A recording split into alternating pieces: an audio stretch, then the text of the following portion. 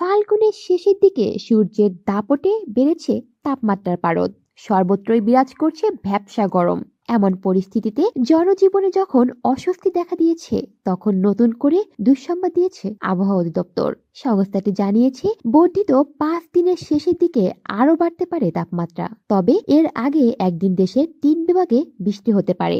আবহাওয়াবিদ আবুল কালাম মল্লিক জানিয়েছেন, মঙ্গল ও বুধবার অস্থায়ীভাবে আংশিক মেঘলা আকাশ সহ সারা দেশের আবহাওয়া শুষ্ক থাকতে পারে। এর মধ্যে মঙ্গলবার সারা দেশে দিনে ও রাতের তাপমাত্রা সামান্য বাড়তে পারে, আর পরদিন বুধবার তাপমাত্রা প্রায় অপরিবর্তিত থাকতে পারে। তবে আগামী বৃহস্পতিবার রংপুর, ময়মনসিংহ ও সিলেট বিভাগের 2-1 জায়গায় বৃষ্টি অথবা বজ্রসহ বৃষ্টি হতে পারে। আর এই সময় সারা দেশে দিনের তাপমাত্রা প্রায় অপরিবর্তিত থাকতে পারে, তবে রাতের তাপমাত্রা 1 থেকে 2 ডিগ্রি সেলসিয়াস বাড়তে পারে।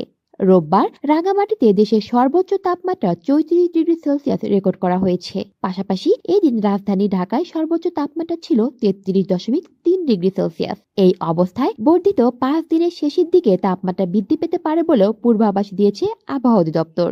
কনি শিকদার, বাংলা নিউজ নেটওয়ার্ক।